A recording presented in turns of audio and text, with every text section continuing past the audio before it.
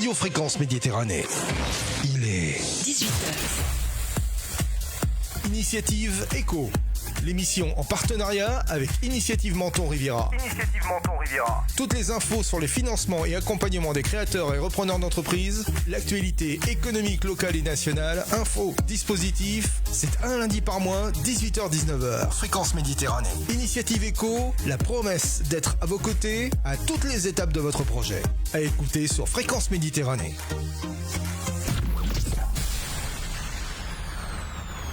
Retrouve-nous en direct vidéo sur notre page Facebook Radio Fréquence Méditerranée. Allez, bonsoir à toutes, bonsoir à tous, bienvenue sur Fréquence Méditerranée, bienvenue dans notre nouveau direct, nouvelle émission Initiative Éco, une nouvelle saison qui a démarré, hein. On avait fait quelques teasers l'année dernière, quelques émissions, on est parti cette année pour une nouvelle saison d'Initiative Éco avec les deux animateurs qui m'accompagnent, d'Initiative Menton Riviera, Madame la Présidente Evelyne Servini. Salut Evelyne. Bonjour Jean-Luc. Ça va bien? Ça va très bien. Un bon week-end sportif? Oui. Je sais, hein. on a vu sur les réseaux sociaux. Et notre cher directeur de l'Initiative Menton Riviera, c'est Cédric Hérisson. Salut Cédric. Bonsoir Jean-Luc, bonsoir à tous. Avec une invitée ce soir, elle nous vient de Tende. C'est Madame Nathalie Horry-Colombert, j'ai bien prononcé. Très bien. Voilà, donc de la société Céramique Lul. Bien prononcé, de Tende, je disais, voilà. Exactement. Et donc, elle est invitée ce soir par l'intermédiaire d'Initiative Menton Riviera, puisque c'est une des créatrices d'entreprise que vous avez aidé tout dernièrement. Et c'est toi, Cédric, qui va nous la présenter. Oui, avec plaisir. Et nous sommes extrêmement heureux avec Evelyne de pouvoir l'accueillir ce soir. Nous avons effectivement eu la chance de rencontrer Nathalie Horry-Colombert courant de l'année 2022. Elle a un parcours qu'elle va détailler, comment dirais-je, que je vais lui laisser le soin de détailler et qui est extrêmement intéressant dans l'évolution donc de son projet. Et on a eu donc le plaisir de l'accompagner, de la soutenir financièrement. Elle est donc aujourd'hui en activité déjà depuis quelques mois sur la commune de Tende. Elle a vraiment fait preuve de détermination, de motivation et de comment dirais-je, de professionnalisme dans son projet. Voilà, pour l'instant, j'en dis pas plus. Je préfère lui laisser le soin de se présenter. Et bien sûr, si tu le veux bien, cher Jean-Luc, j'interviendrai si besoin pour compléter ce qu'elle va nous dire. C'est votre émission, mes chers collaborateurs d'Initiative Menton Riviera. C'est une émission qu'on fait à trois. Nathalie, on vous laisse vous présenter. Bonsoir à tous. Donc, je suis donc Nathalie Horry-Colombert, je suis céramiste d'art et j'ai créé la société Lul Céramique et je suis installée à Tende. Je suis céramiste, je suis une nouvelle céramiste puisque c'est une reconversion professionnelle. Auparavant, j'ai travaillé à la Chambre de commerce et d'industrie de Paris. Et j'ai eu une longue carrière puisque c'était mon unique employeur. J'ai travaillé pendant une vingtaine d'années et donc j'ai fait plusieurs métiers en fait à la chambre de commerce, voilà, aussi bien dans l'informatique, l'événementiel. J'ai été au cabinet du président et pour terminer à la communication avec surtout des fonctions en tant que chargé de projet. Et voilà, et puis il y a quelques années... vous avez décidé de vous charger de votre projet. Voilà, besoin de changer, besoin de donner un sens différent à ma vie, de me réaliser en quelque sorte. Et j'ai donc été accompagnée par une personne qui s'appelle Martine Lesage. Donc c'était un genre de bilan de compétences, mais vraiment très personnel, parce que faire un bilan de compétences, ce n'est pas uniquement le volet professionnel. Il y a aussi une introspection personnelle et c'est une analyse de savoir... pourquoi on a fait ces études, est-ce qu'on a aimé nos études, voilà. Et en toute franchise, se dire, non, finalement, c'est la pression sociale. Donc c'est ce qui permet en fait d'avancer et de comprendre pourquoi on a fait les choses. Et elle va m'aider. Est-ce que aujourd'hui, ça nous correspond ou pas ? Donc à la suite de ce bilan, en fait, il s'est avéré que tout de suite, c'était une orientation vers l'artisanat. Sans surprise, j'ai toujours eu des appétences pour les travaux manuels depuis mon plus jeune âge. Et je suis arrivée très rapidement après à la céramique. Pourquoi la céramique ? Parce que c'est quelque chose qui me fascine depuis toujours. Donc je me suis penchée et intéressée à la céramique en allant voir des expositions, en vraiment m'intéressant au domaine de la céramique. Quand vous étiez, pardon, excusez-moi, je vous coupe, mais quand vous étiez en poste à Paris, donc dans votre métier, c'était des choses déjà qui vous traversaient la tête ou c'était juste une passion ? Absolument pas. Pas du tout. Ah non, pas du tout. Donc c'est là où c'est... Pas du tout. Je faisais juste une collection, c'est surprenant. juste une collection de vases et de théières. D'accord. Voilà, en céramique. Ouais, il y avait déjà, voilà, donc il y avait déjà quelque chose. Pour faire juste une petite parenthèse rapide dans le cadre de ce que vient de nous dire Nathalie, la moyenne d'âge des créateurs d'entreprises en France, ça se situe autour des 45-50 ans. Donc on est quand même, comment dire, dans la tranche d'âge, effectivement, où on arrive à un moment de sa carrière où il y a cette réflexion qui peut naître. 45-50, j'aurais cru beaucoup plus jeune. Non, la moyenne d'âge reste sur ce critère, cette tranche, 45-50 ans, qui s'explique parce que de l'expérience professionnelle, un réseau professionnel, voilà, une maturité. Et donc ce que dit Nathalie, c'est tout à fait juste. Et le fait d'avoir fait ce bilan de compétences, c'est là où je voulais en venir, il y a des partenaires. Nous ici, le Pôle emploi propose ces bilans de compétences. Et donc c'est extrêmement important, effectivement, de bien mûrir le projet et de le réfléchir. Voilà, cette petite parenthèse rapide. Et donc la céramique, le choix de la céramique. Donc en effet, les métiers, parce que je me suis intéressée aussi au métier de la céramique. La céramique, c'est vaste. Donc ça matchait bien, mais je n'avais jamais pratiqué la céramique. Donc il fallait quand même que je mette les mains dans la terre pour voir si ça me plaisait. Donc j'ai essayé pendant un week-end un atelier et ça a été une révélation. Donc à la suite de ça... C'est incroyable l'histoire, parce que souvent on crée une entreprise où on part vers un projet, mais c'est quelque chose qui mûrit des fois depuis l'âge de 10, 12, 15 ans et qu'on n'a pas fait. Comme elle disait, on prend un chemin professionnel qui n'est pas... Je suis un cas. Et donc, c'est pas pour ramener les choses à moi, mais voilà. Et donc, mais on sait que ça, c'est là depuis très longtemps. Et elle, pas du tout, quoi. C'est impressionnant. Oui. Mais je rejoins ce que tu disais. Nous, au niveau après de l'accompagnement que l'on fait, il y a ce qu'on appelle l'émergence. C'est-à-dire qu'avant d'arriver au stade de la concrétisation et donc de l'immatriculation en tant que telle de l'entreprise, il y a déjà tout un travail qui va être fait depuis l'émergence et donc avec différents partenaires. Donc je ne vais pas tous les citer là ce soir. Mais oui, les porteurs de projets arrivent avec des étapes différentes de la maturité de leur projet, et ce qu'explique Nathalie, c'est intéressant parce que voilà, depuis l'émergence jusqu'à la concrétisation, elle a suivi tout le parcours. Donc après avoir essayé donc quelques ateliers durant le temps d'un week-end, donc je me suis renseignée pour suivre une formation. C'était sur Paris, ça ? Oui, toujours sur Paris. Oui, j'habitais dans les Yvelines. Donc, pour acquérir les bases et les techniques. Donc, j'ai suivi une formation pendant une année avec Grégoire Scalabre, qui est un céramiste, un grand céramiste. Donc, tout en ayant mon activité professionnelle à côté, en fait, c'était une formation qui... c'était 3 jours par mois. Et par contre, la condition, c'était d'avoir un tour chez soi pour pouvoir continuer de pratiquer entre chaque session. Faire les travaux manuels. Voilà. Parallèlement à ça, je me suis inscrite en candidat libre au CAP tournage en céramique, donc que j'ai passé en 2021. C'est tout frais, hein ? Absolument. Après avoir terminé cette formation, j'ai continué mon apprentissage par des formations plus courtes d'une semaine au CNIFOP. C'est un grand centre de la céramique qui se trouve dans la Nièvre. Et parallèlement à ces formations, j'ai également suivi 2 dispositifs d'accompagnement à la création d'entreprises, parce qu'il y a la partie artisanat, la céramique, mais à côté, la céramique, elle rentre aussi dans un projet d'entreprise, de création d'entreprise. Donc, j'ai été accompagnée par la Chambre des métiers et de l'artisanat des Yvelines, donc avec le dispositif Entrepreneur #Leader.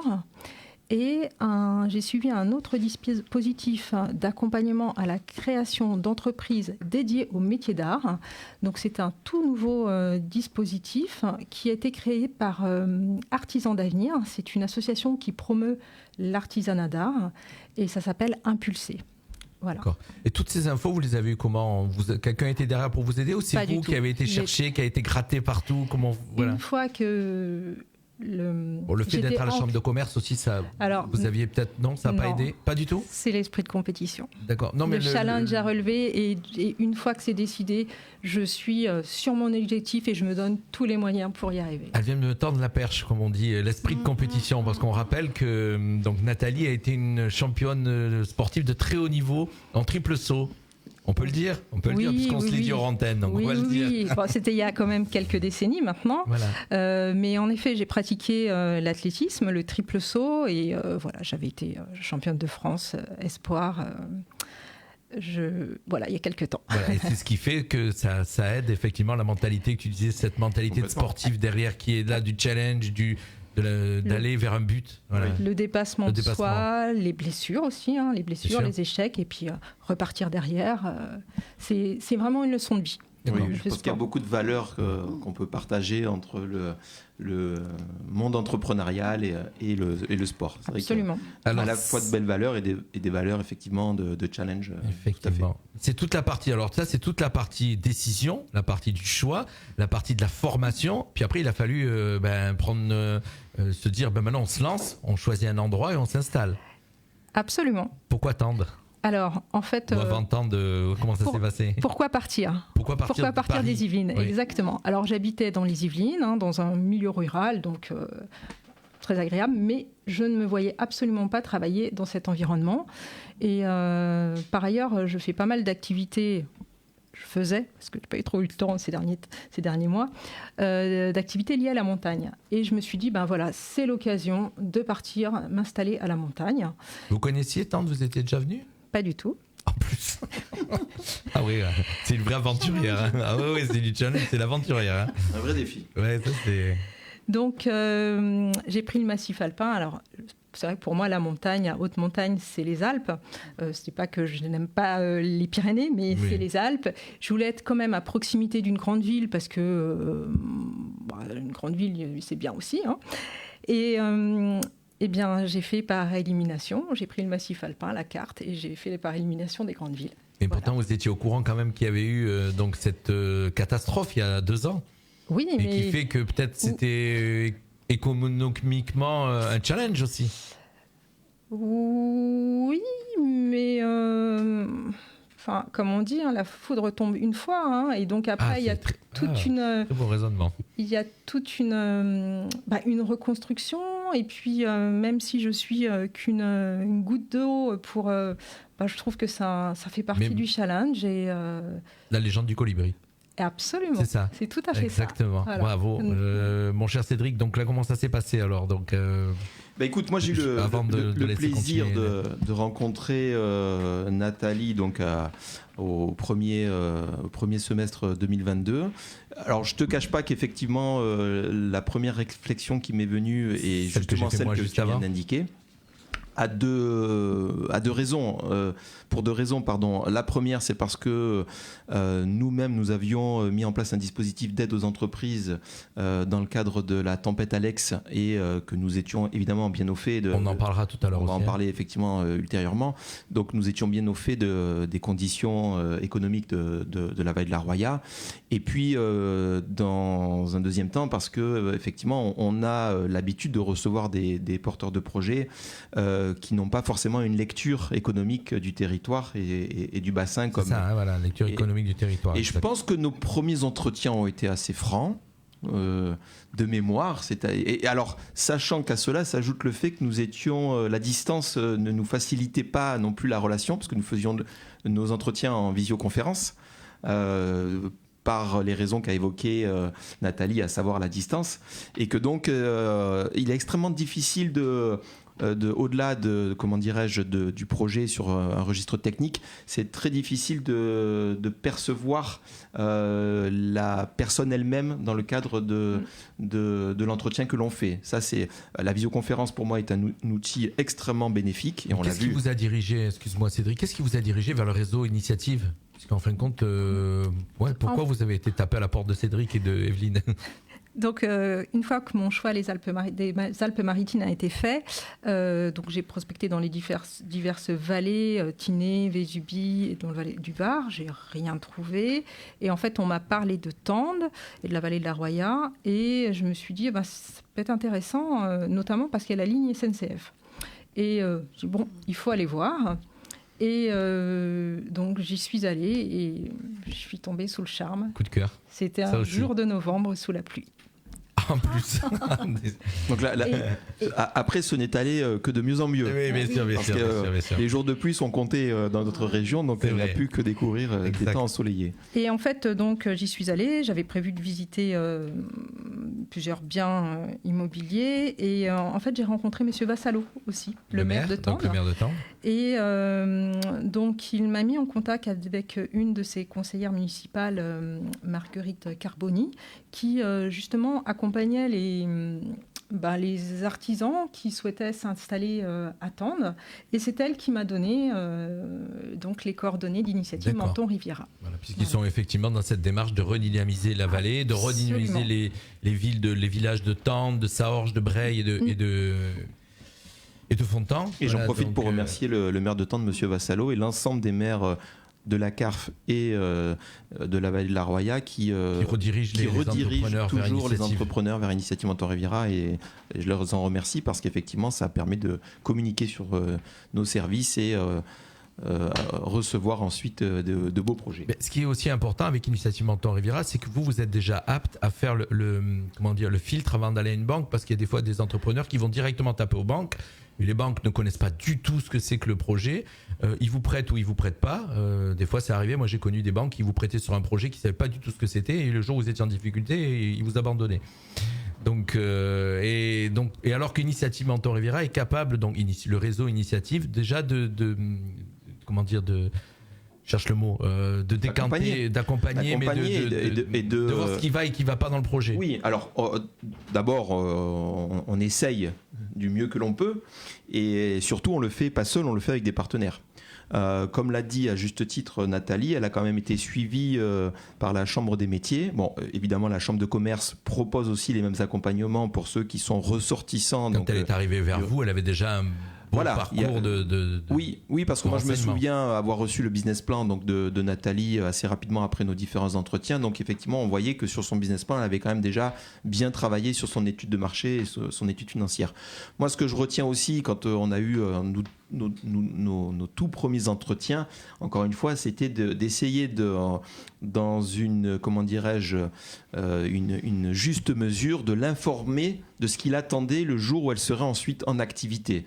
Et donc, on est toujours quand même dans l'entre-deux, c'est-à-dire le but n'est pas de décourager les personnes, loin s'en faut, mais de l'autre, c'est aussi de les préparer et de les armer à ce qui les attendra une fois qu'ils seront installés. Donc, on avait dans un premier temps beaucoup échangé sur la situation, mais c'est vrai qu'elle a fait preuve, et c'est souvent aussi ce qui fait la différence. Elle était déterminée. Elle était déterminée et elle s'était challengée, et elle a apporté ensuite tous les éléments pour qu'on puisse continuer de travailler sur son dossier.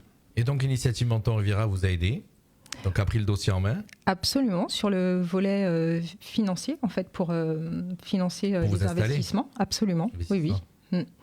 Et donc j'ai préparé. Donc en fait, je suis passée devant la commission d'agrément pour soutenir mon projet. Et donc c'était fin mars. Et voilà, c'était un test. C'était une petite épreuve. Je confirme. Un peu impressionnant. C'est pas juste un entretien. Donc il y a des enjeux. Oui, c'est surtout les enjeux, en fait. Je sais comment ça se passe. Je confirme. C'est impressionnant. C'est le mot on va garder. Mais bienveillant. Oui, voilà. oui, tout à fait. Le rappeler, parce que nous qui avons l'expérience, on connaît les membres bénévoles et on connaît bien sûr. les membres du jury. Et l'on sait que derrière la question, il y a souvent de la bienveillance et eux-mêmes ont souvent beaucoup d'émotions quand ils auditionnent les candidats. Par contre, c'est vrai que pour les personnes qui présentent leur dossier, ça reste quand même une petite épreuve à passer, de par d'abord le nombre des personnes qui siègent dans le jury, donc en 6 et puis il y a un âge où on a quitté les oraux et les concours depuis longtemps, donc ça aussi ça y fait. Exactement, donc il y a un petit enjeu et effectivement la préparation de son dossier est nécessaire avant de pouvoir le présenter devant les membres du jury. Donc ça a été validé. La réponse a été positive. Oui. Et donc vous avez décidé, vous êtes installé. Donc, mais vous aviez déjà trouvé les locaux. Oui, j'ai trouvé locaux et logements le même jour. Le même jour sur Tarbes. Absolument. D'accord. Et donc il restait plus qu'à avoir ce côté dossier financier pour valider et foncer. Voilà, finalement déménager et puis après faire toute la partie administrative. Qui a été, ça a été. Pour moi, c'était une minute à la poste parce que j'ai pas de problème pour faire les dossiers. Oui, j'ai pas la phobie administrative, voilà. Donc Céramique Lul aujourd'hui est ouvert. Lul Céramique. Lul, pardon. Pourquoi j'ai Lul moi. Tu as eu affaire à une responsable en communication. Voilà, alors Lul, pardon, Nathalie. Céramique Lul aujourd'hui est ouvert. Fonctionne depuis quand ? Alors j'ai ouvert, donc j'ai eu quand même des travaux d'aménagement dans le local. J'ai commencé à m'installer fin juin et j'ai ouvert mi-juillet à l'occasion il y avait un événement le week-end du mi-juillet. Oui, je sais. Oui, c'était un salon avec il y avait du vin, il y avait tout ça, c'était un salon. Une animation locale. Voilà, absolument. Oui. Fête locale. Et donc voilà, j'ai ouvert j'avais pas beaucoup de pièces, mais c'est le 11 juillet exactement, je me rappelle. Mais je me suis dit voilà, il faut bien ouvrir un jour. Et puis donc j'ai eu pas mal de passages en fait ce jour-là, des encouragements, des gens curieux. C'était un grand jour. Et c'est toujours un grand jour dans une vie quand on se lance dans un projet et qu'on ouvre la porte de sa boutique pour la première fois. Il y a dû y avoir les petites larmes. Pas une larme, mais un peu d'émotion. D'émotion. Voilà. Et voilà, après j'ai ouvert tout l'été, pendant toute la période estivale, jusqu'à fin septembre. Donc, il y avait quand même beaucoup de touristes. Tout en continuant à produire. Tout en continuant à produire. Donc là, il faut savoir trouver le bon moment pour faire la production, pour faire le tournage et notamment l'émaillage. Ce sont les deux tâches où je peux pas être trop interrompue. Donc, trouver le bon moment où il y a moins de passages. Donc, c'est plutôt l'après-midi. Mais voilà, en fait, j'aime vraiment en fait cette installation atelier et boutique parce qu'en fait, j'aime dire ce que je fais. Et je pense que les gens aussi apprécient de savoir. Les gens peuvent venir voir ce qui se passe, rentrer. Ils rentrent, la porte est ouverte et voilà, leur expliquer comment je travaille. Et c'est vraiment, pour moi, c'est vraiment un plaisir d'expliquer ce que je fais. C'est un partage. C'est un partage, c'est une rencontre. Et d'ailleurs, je n'avais pas du tout pris conscience de la relation humaine que ça pouvait m'apporter. J'écoute, c'est génial. Moi, j'adore ça. Moi, les passionnés. Du coup, je m'arrête d'interviewer puis je suis dans l'écoute, là, tu vois. Oui, mais c'est une caractéristique effectivement, beaucoup d'entrepreneurs, si ce n'est la majorité. Il faut bien prendre en compte que souvent, c'est un projet qui est, comment dirais-je, travaillé sur plusieurs semaines, voire plusieurs mois, que le parcours n'est pas toujours un parcours facile. Donc là, dans l'expérience de Nathalie, il y a plus un changement de région, donc avec un virage quand même à 90 degrés par rapport à sa vie antérieure. Mais tous les entrepreneurs, quels qu'ils soient, connaissent effectivement ce parcours qui n'est pas toujours un long fleuve tranquille. Et lors de l'aboutissement, et avant de rentrer dans une nouvelle phase de leur projet qui lui aussi sera semé d'embûches, c'est normal d'avoir cette émotion au moment de la création et de l'ouverture de la boutique. Je fais un tout petit retour en arrière aussi sur la structuration financière parce que Nathalie n'est pas la seule à bénéficier de différents dispositifs et je trouve ça bien de le rappeler parce que ça prouve quand même le soutien que peut apporter les pouvoirs publics aux entrepreneurs parce qu'on a articulé quand même 3 financements le financement d'Initiative Menton Riviera, dans le cadre du prêt d'honneur à taux zéro, un financement de la BPI, Banque Publique d'Investissement, qui fait des prêts à la création et à la reprise, dont nous sommes délégataires ici sur le bassin mentonais, et un financement d'un organisme partenaire qui s'appelle Créasol, et pour lequel j'invite également chacun de nos auditeurs à aller sur le site créasol.fr, qui est un partenaire d'Initiative Menton Riviera.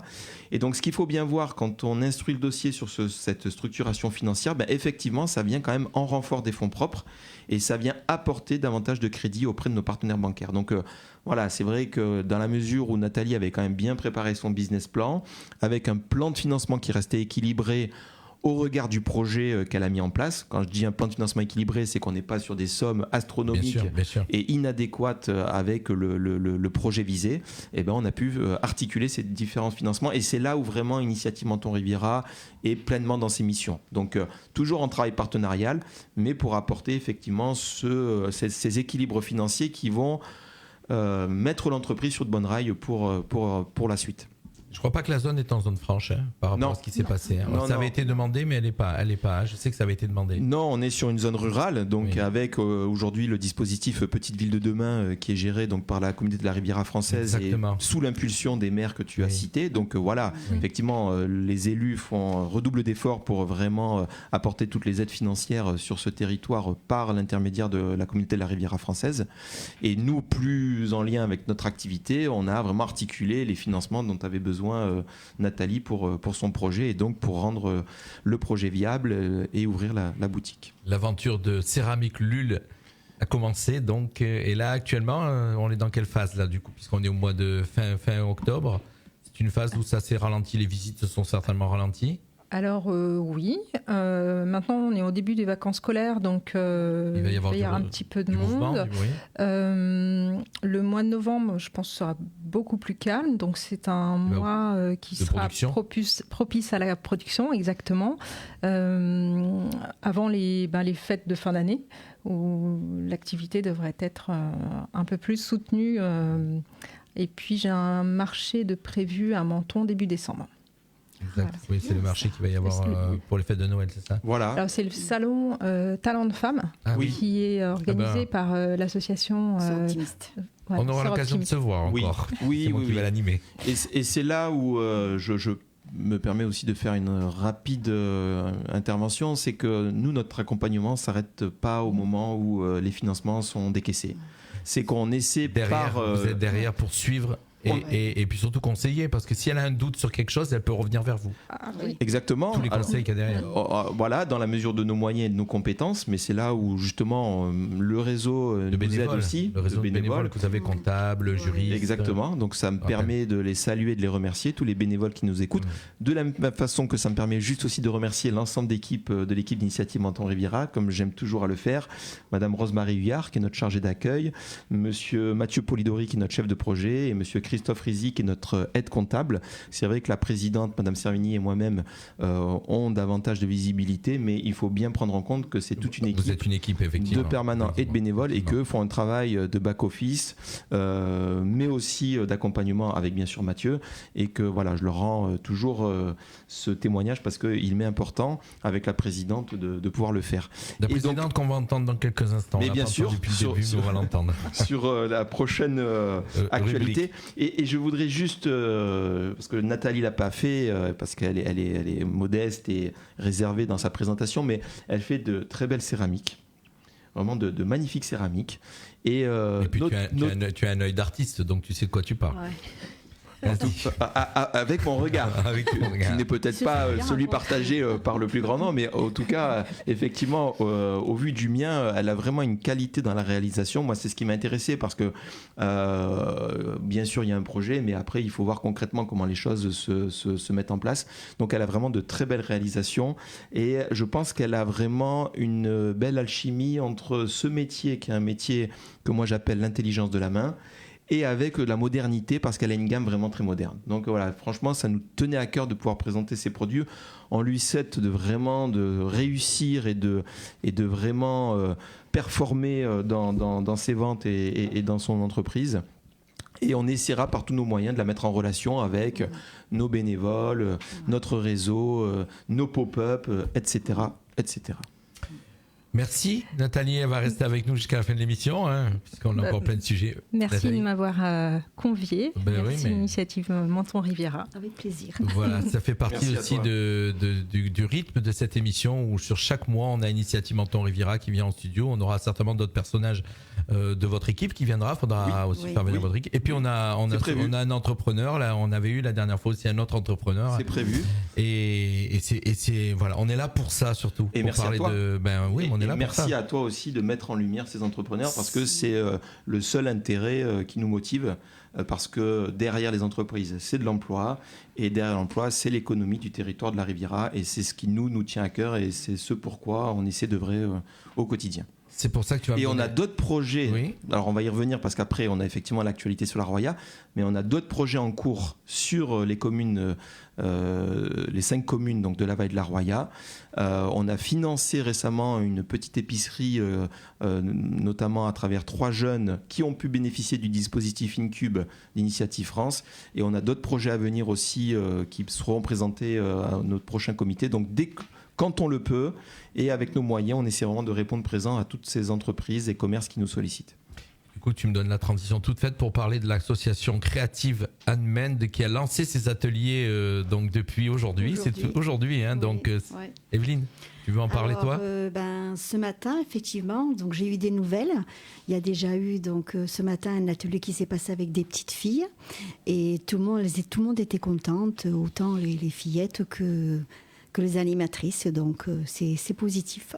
Alors ça se passe jusqu'à la fin de la semaine, donc c'est toute la semaine. Ça se passe donc à la boutique éphémère qui est sur l'esplanade des Sablettes pour ceux qui la connaissent. Et donc il y a des ateliers aquarelle, art postal, céramique, terrarium, peinture sur soie, couture, crochet. C'est réservé c'est pour les adultes et les enfants. Donc on va rappeler aussi qu'il y a des ateliers. Alors en partie le matin c'est pour les adultes.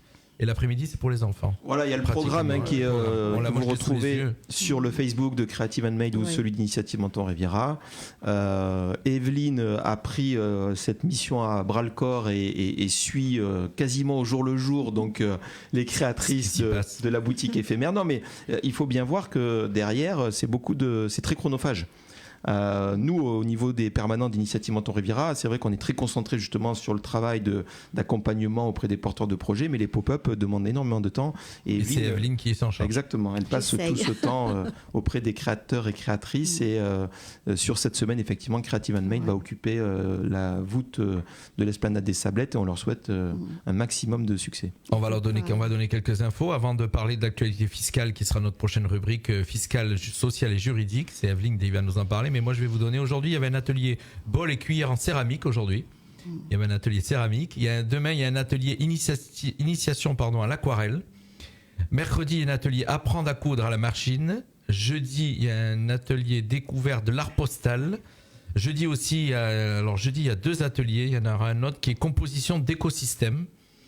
Vendredi, il y a un atelier découvert de la peinture sur soie et donc samedi pochette au crochet et un autre atelier sac au crochet. Voilà, donc, mais vous avez toutes les infos sur la page de Creative Handmade. Je crois que vous avez même partagé sur la page d'Initiative Menton Riviera. Si on va sur Facebook, on trouve. Et sinon, vous allez faire un petit tour à l'Office du tourisme à Menton et vous pouvez récupérer les petits flyers que j'ai en main, là, que je suis en train de vous montrer. Voilà, petits flyers que vous voyez à la caméra.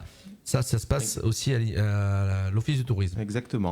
On a fait beaucoup, je fais une petite parenthèse aussi, je trouve bavard, non, excuse, mais c'est bien, c'est mon co-animateur. Cette fenêtre de tir que tu nous permets d'avoir 1 heure dans le mois, c'est extrêmement important. Parmi les prochains projets qui seront présentés, on aura d'autres secteurs d'activité. C'est vrai qu'on a fait quand même là récemment un focus sur l'artisanat et l'artisanat d'art et on en est extrêmement fiers.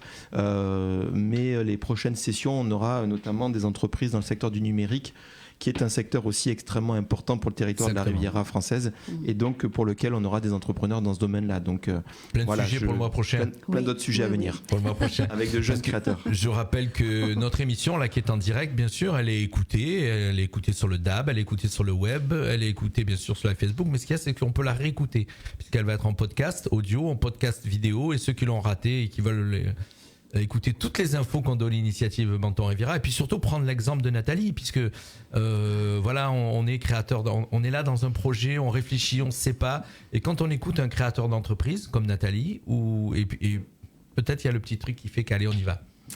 Voilà, ça aide aussi. Ouais. Ma chère Evelyne, l'actualité fiscale, sociale et juridique, tu avais un petit mot à nous dire sur ce...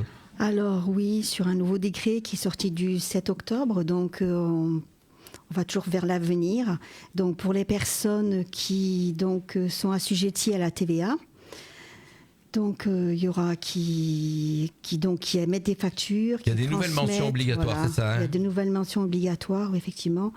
Donc il faut bien marquer le nom du client, son numéro de SIRET, son numéro intracommunautaire, systématiquement. Du client aussi. Du client. Parce qu'avant, il y avait donc le producteur de la facture, l'entrepreneur qui doit mettre toutes ses coordonnées, mais il doit mettre toutes les coordonnées du client aussi. Le SIRET aussi, oui. D'accord, alors oui, c'est pas obligatoire d'avoir le SIRET, hein. On mettait juste le nom, l'adresse, ça suffisait. Le SIRET et surtout le numéro intracommunautaire, voilà. Par rapport aux gens assujettis à la TVA.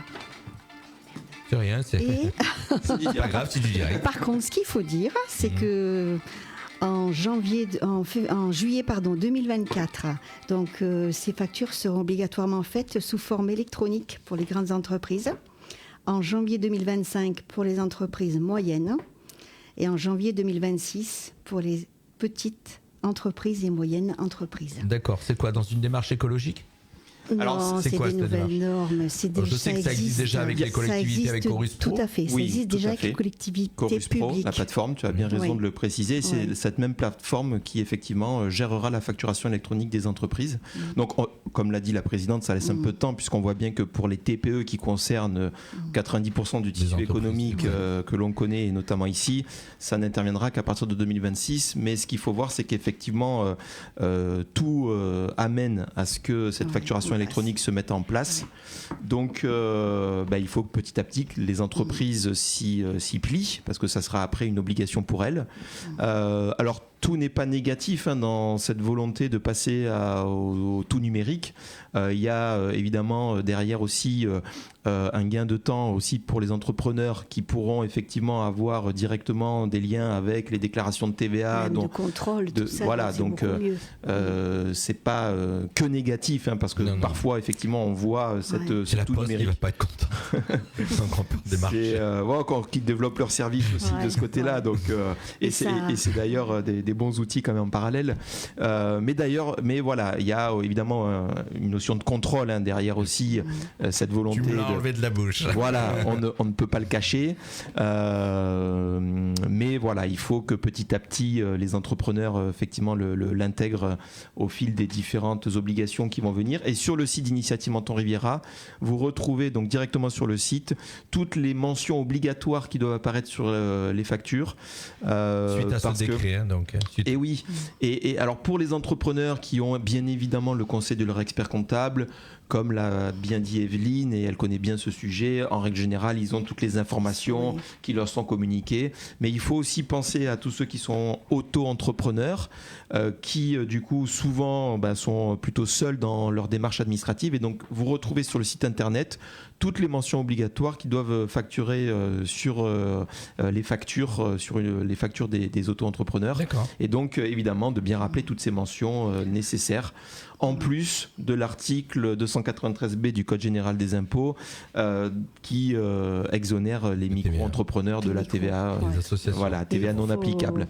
Il faut dire aussi que de toute façon, cette facture électronique, elle existe déjà. Dès l'instant où un artisan ou un commerçant travaille avec les travaux publics, systématiquement, il doit passer déjà aujourd'hui avec la facture électronique. C'est obligatoire. On est concerné par les associations. C'est ce que je fais avec les collectivités. Nous, la radio est gérée par une association qui fait des prestations et qui facture et qui donc est obligée de passer. Par contre, toutes ces infos, je les avais pas. Je rentrais pas numéro de SIRET du client ou toutes ces choses-là. Donc il faut s'adapter à l'évolution Sur Chorus numérique. Pro aussi, on est obligé, mais en particulier, je le faisais pas. Voilà. Il faudra le faire. Donc bien rappeler toutes ces mentions et encore une fois, par simplicité pour les auditeurs qui nous écoutent, sur Internet, vous retrouvez le lien avec toutes ces mentions et la facture type pour pouvoir bien les reporter sur leur propre facture. Et parce que c'est souvent une des demandes qu'on a, nous, des auto-entrepreneurs qu'on conseille et qui ont besoin de ces outils pratiques tout simplement pour après facturer à leurs clients. Merci ma chère Evelyne, merci mon cher Cédric. Il nous reste 20 minutes d'émission. On va vous parler maintenant des aides aux restaurateurs de la Roya. Oui. C'est un sujet que tu voulais traiter ce soir. Oui, parce que, d'abord, ça permet de faire le lien avec, évidemment, Nathalie et Lul Céramique qui est installée sur Tende, mais aussi parce que c'est un dispositif qui est toujours d'actualité, qu'on avait mis un petit peu entre parenthèses parce que la période estivale ne nous a pas facilité la communication autour de ce dispositif et parce que de toute façon les entreprises elles-mêmes, et c'est tant mieux, étaient occupées par cette période touristique et on n'avait pas un temps dédié pour la partie administrative. Elles retrouveront donc là aussi sur notre site internet donc toutes les informations relatives à cette aide spécifique aux restaurateurs de la Roya. Alors si on revient un petit peu dans le temps, en période Covid, les restaurateurs de Menton s'étaient mobilisés pour pouvoir ensuite effectivement faire un don. Il y avait une association qui avait été créée. Une association avait été créée à cette occasion dans le cadre d'une opération qui avait été menée les Restos sur le pouce pour pouvoir quand même aider les restaurateurs à continuer de travailler pendant cette période de pandémie de Covid. Et donc des fonds avaient été récupérés par ces restaurateurs et qui ont généreusement décidé effectivement de les abonder auprès des restaurateurs de la Roya impactés par la tempête. Alors ça s'est passé comment ont été donnés ces fonds? Là-haut il y avait une association ou ça a été donné directement aux restaurateurs? Les associations ont fait don de cet argent à la communauté de la Riviera française. D'accord. Donc il y a eu effectivement une passation qui a été faite entre les restaurateurs qui avaient... c'est la CARF qui a redistribué. Et c'est la CARF qui du coup, à travers aujourd'hui Initiative Menton Riviera, redéploie ce fonds pour les restaurateurs qui en ont besoin sur le secteur de la Roya. Alors on a déjà communiqué évidemment sur cette aide, on l'a fait en amont de la période estivale et on l'a fait après la période estivale, mais il y a encore aujourd'hui donc la possibilité aux restaurateurs donc, qui sont dans la restauration traditionnelle ou la petite restauration, donc qui proposent en tout cas un service de restauration sur les 5 communes donc, de la vallée de la Roya, de bénéficier de ce coup de pouce financier. Ça représente une somme importante ou... Alors on est honnête, c'est pas des montants importants. Non. D'abord c'est des montants aussi qui vont venir être complétés par d'autres dispositifs dont les chambres consulaires ont la gestion, que ce soit la chambre de commerce ou la chambre de métier. Donc nous on n'est pas sur des montants importants, mais pour une petite entreprise je dirais le moindre euro compte. En plus, en cette période d'inflation que chacun connaît, en cette période de hausse des coûts de l'énergie, quelques centaines d'euros, c'est quand même toujours nécessaire. On rappelle que les sociétés ne sont pas assujetties au bouclier tarifaire et donc elles payent beaucoup plus cher. Et donc voilà, ça peut venir vraiment suppléer à ce besoin et le dossier administratif n'est pas lourd. Elle retrouve l'ensemble des pièces donc disponibles sur Initiative Menton Riviera et dès cette semaine et les suivantes, les commissions se réuniront pour affecter donc les montants auprès des restaurateurs. Qui en auront fait la demande bien sûr via le formulaire qu'on retrouve, on disait sur le site d'Initiative Menton Riviera. Voilà, Initiative Menton Riviera. Tempête Alex, aide à la destination des restaurateurs. Et ceux qui n'ont pas du tout eu d'aide jusqu'à ce jour pourront avoir un montant un peu plus important que les autres. Voilà, parce que c'est vrai que nous, en amont aussi de... Menton, il y en a qui ont eu des aides. Oui, tout à fait, c'est pour ça. Ils ont été quand même bien aidés, je pense. En tout cas, on a... Il y en a qui ont eu l'honnêteté de le dire quand même. Oui, la plupart. Oui. Non, la plupart. Les entrepreneurs sont, comme on le dit à chaque fois, extrêmement reconnaissants du travail que l'on fait et des aides dont ils peuvent bénéficier. Le fait est que nous, et je m'en excuse en tout cas pour les restaurateurs... D'ailleurs, excuse-moi Cédric, mais il y a eu très très peu de fermetures à Menton. Je ne sais même pas s'il y en a eu, par rapport au Covid, des gens qui ont mis la clé sous la porte, il n'y en a pratiquement pas eu. Alors, c'est difficile à... En tout cas, quand on regarde les locaux à Menton, on ne voit pas de locaux fermés à vendre. Il n'y en a pas, beaucoup. Mais il est certain qu'on est sur un bassin qui est extrêmement dynamique par son attractivité touristique. Et c'est vrai que nous, on le voit à travers les différentes crises qui ont pu se succéder. C'est un bassin qui bénéficie vraiment d'amortisseurs aux différentes crises. Après, on ne peut pas nier les difficultés que rencontrent les entrepreneurs et surtout, il va toujours se trouver des cas particuliers où malheureusement, on a des trous dans la raquette au niveau des dispositifs. Donc voilà, moi je suis toujours malheureusement très prudent sur la difficulté que peuvent rencontrer tel ou tel entrepreneur parce que les dispositifs ne remplissent pas toujours les cases de l'ensemble des entreprises. Et puis des fois, il faut appeler un chat, des fois il y a des mauvaises gestions. Oui, non, mais c'est toujours un cas particulier. Non, voilà, c'est toujours un cas particulier. Chaque dossier. Voilà, mais malheureusement, il peut y avoir des cas particuliers difficiles. Non, mais tout rendra en ligne de compte, c'est certain. D'accord. Donc cette aide, elle est toujours mobilisable. Comme je le disais, on s'excuse par avance du délai. Par contre, pour ceux qui nous ont complété les dossiers très en amont, parce que eux attendent depuis le décaissement de cette aide, mais c'est vrai que tant qu'on n'avait pas un nombre suffisant de dossiers à passer en commission, malheureusement, c'était un petit peu difficile, bien qu'on ait quand même décaissé en urgence pour certains qui étaient vraiment dans des situations délicates. Mais voilà, donc je fais cette petite piqûre de rappel parce que c'est extrêmement important pour eux de pouvoir en bénéficier, et donc et puis je profite de la présence de Nathalie qui va pouvoir relayer aussi l'information entre entrepreneurs, parce que ça passe aussi beaucoup par là. Absolument. On parlait tout à l'heure, tu as parlé de site internet, de votre site internet. On n'a pas posé la question à Nathalie si elle avait un site internet où on pouvait découvrir. Oui, j'ai un site internet et je suis aussi sur les réseaux sociaux. Bon, voilà, c'est un autre volet. Non, mais c'est pour savoir, pour qu'on puisse aller voir en fin de compte vos créations, ce qu'on vient de parler ce soir. Lul Céramique. C'est lulcéramique.fr et Lul Céramique sur Instagram et Facebook. Je me le note pour pouvoir faire un post ce soir. Merci. Les projets, mon cher Cédric ou ma chère Evelyne, le projet de l'initiative Menton Riviera. Les projets. Est-ce qu'on peut en parler? Est-ce qu'il y a des choses qu'on peut dévoiler? Oui, quelque chose qui devrait arriver. Donc on va faire un after-work courant novembre. Voilà, alors ça va reprendre les after-work. C'était une chose que vous avez fait l'année dernière. Non, on en a fait un déjà cette année. Oui, et là on va en faire un deuxième, oui. Oui, alors il faudrait qu'on le fasse avec une cadence encore plus soutenue, mais c'est vrai que les différents. C'est pas une cadence soutenue. C'est un outil qui est au moins, je pense, à son rythme de croisière à raison d'une fois par trimestre. Mais en fait, si tu veux, l'explication à cela, c'est qu'on a énormément de vernissage et d'inauguration au sein des pop-up, et qui est finalement un lieu au cours duquel les entrepreneurs aussi réseautent. Mais c'est vrai que sur vraiment le format de l'afterwork traditionnel, c'est-à-dire de réunir des chefs d'entreprise qui vont pouvoir échanger des cartes de visite et lever le verre de l'amitié pour poursuivre les échanges, le dernier étant, je pense, sur le premier trimestre. Donc là, voilà, on arrive un petit peu plus tard dans l'année pour ce second. Mais il aura lieu, donc, sauf erreur, le 9 novembre prochain, et sera organisé au sein justement de la boutique éphémère de Menton. D'accord. Voilà, c'est là en général. Oui.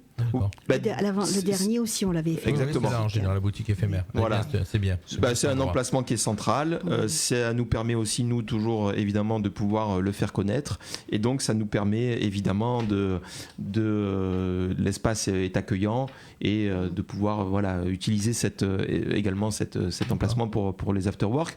Donc, le concept, il est simple, c'est que on va convier tous les entrepreneurs et jeunes créateurs, comme pourrait le faire Nathalie, et tous ceux qu'on a pu financer depuis le début de l'année 2022, à venir équipés de leur, si je puis dire, de leur carte de visite.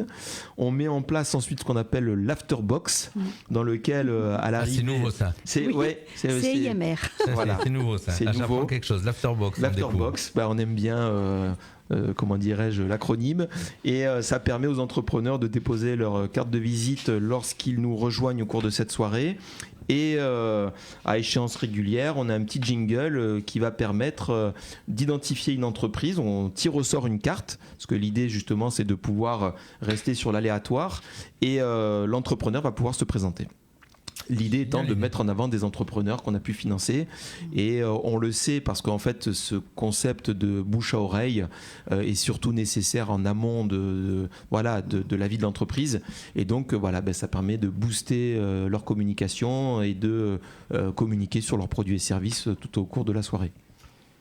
Ça me fait penser, prochaine ouverture de la boutique éphémère avec des créateurs. Là, on sait qu'en ce moment, il y a les ateliers. Donc après, la boutique va fermer et vous allez la rouvrir à la période de Noël, c'est ça? Début décembre, oui, effectivement. Tout à fait. Décembre. Elle est de nouveau prise. C'est là où il y aura Nathalie, peut-être? Je vais justement tout à l'heure lui faire visiter la boutique éphémère que Nathalie ne connaît pas encore. Parce qu'elle a dit qu'elle serait à Menton au mois de décembre. Voilà.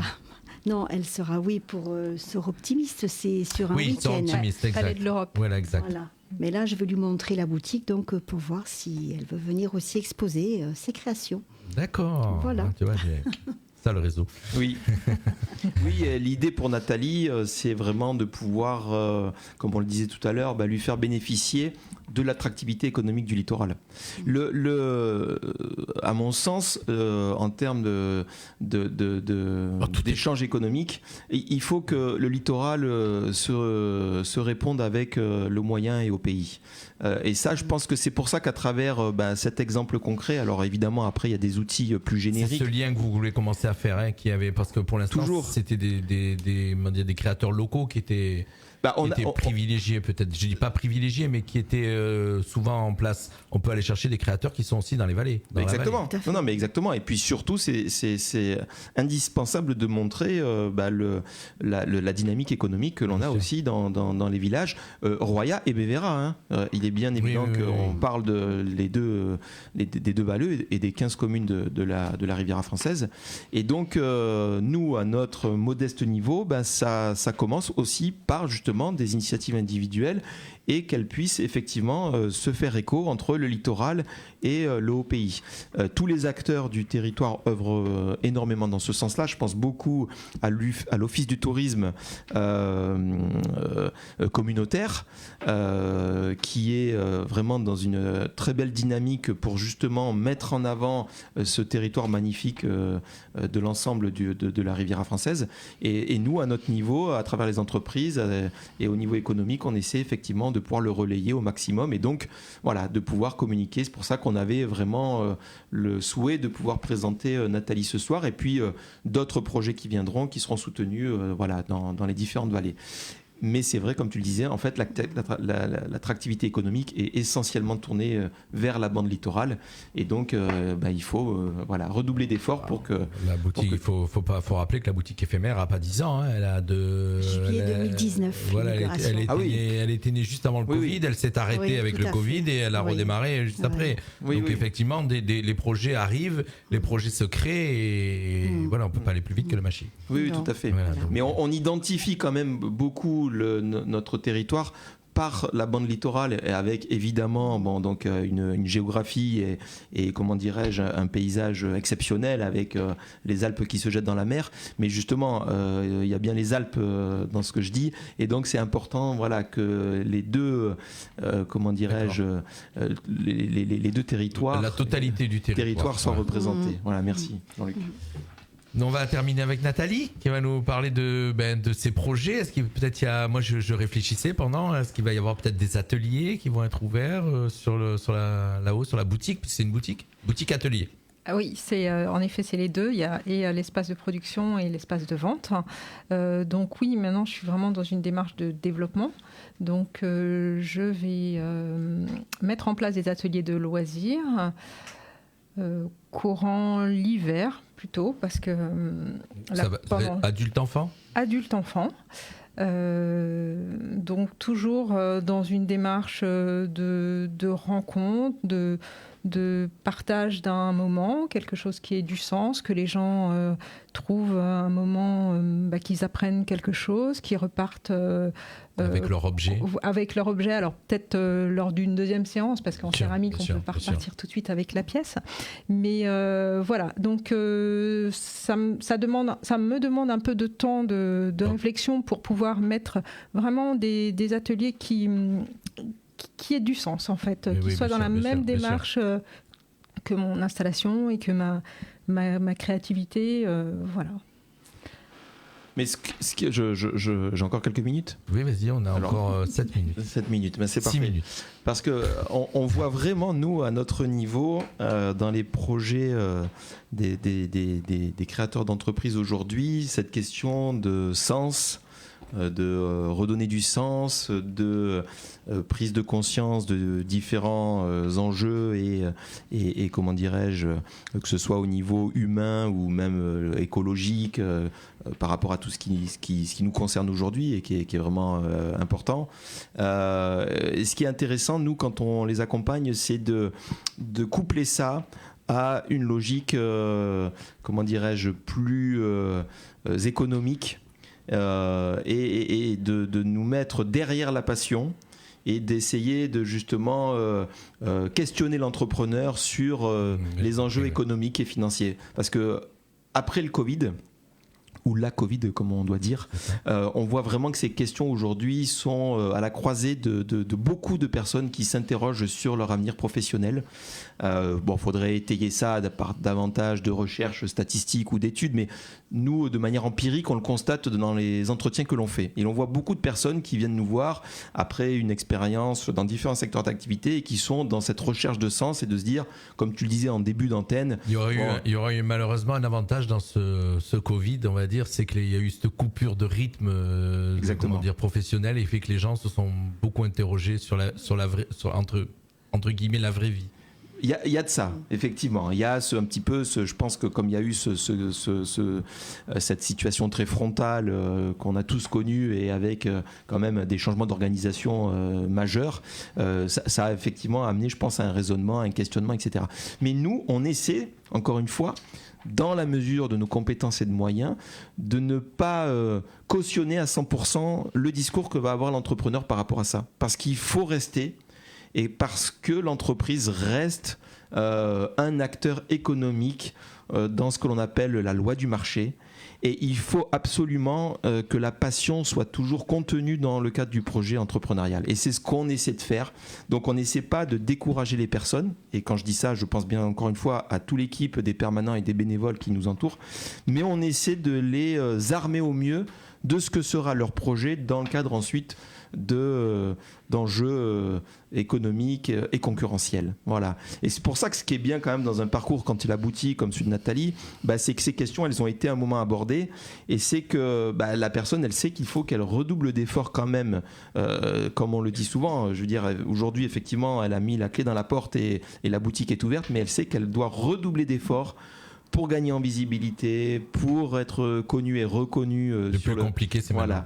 Et l'effort qu'elle fait ce soir, parce qu'elle vient quand même de Tende, ça témoigne de cela. Elle sait qu'effectivement, il faut entreprendre, c'est ça. Entreprendre, c'est se dire que le quotidien... Je vais lui laisser les clés de la radio. Non, mais parce que une heure, ça... Non, mais au contraire, tu es au top pour l'animation. Tu es au top. Non, parce que d'abord, je le fais par plaisir et volontiers parce que c'est des personnes et d'ailleurs, je serais très heureux quand Mathieu me succédera à ce micro. Je serais très heureux parce que on se suit pendant quelques semaines et donc forcément, il y a des affinités qui se créent et donc ils sont toujours un peu, je trouve, mesurés dans leur présentation et souvent par modestie et c'est pour ça qu'on aime... C'est pas facile de parler des fois de certaines choses, c'est pas évident. Je suis d'accord. Mais voilà, en tout cas, c'est des personnes à connaître et surtout des produits à découvrir et c'est ça le plus important, quoi. Et à travers l'émission et donc l'offre d'écoute que tu nous permets, le but étant de présenter ces entreprises qui sont les forces vives du territoire et plus on communiquera sur les entreprises, plus on communiquera sur les emplois et l'idée c'est que les partenaires s'effacent. C'est que c'est les entreprises qui doivent être moteurs de leur territoire et de leur dynamisme économique et c'est ce qu'on va essayer encore de davantage présenter. Tu vois, il y a une chaise à côté de moi, il faudrait qu'il y ait un entrepreneur qui soit présent pour... donc on va essayer d'améliorer ça. Mais il n'y a pas de souci et effectivement ces deux émissions qu'on a avec l'initiative Menton Riviera et la mission locale S06 qui sont pour les jeunes, vous pour les, on va dire, entre guillemets les moins jeunes, mais en tout cas qui sont là pour aider tout ce tissu économique. Et les élus, ils ont cette sensibilité. Ça, c'est un point aussi que je veux dire. C'est que les élus du territoire, ils ont cette sensibilité. Je pense bien évidemment au président de la communauté de la Riviera française, mais à tous les élus qui composent la CARF aujourd'hui. Ils ont cette sensibilité à travers les soutiens qu'ils nous font, techniques et financiers. Que ce soit Initiative Menton Riviera, que ce soit la mission locale ou que ce soit d'autres acteurs, Jeunes Chambres économiques. On est tous effectivement, je pense, main dans la main pour apporter un dynamisme à ce territoire, relayé par les associations de commerçants, etc.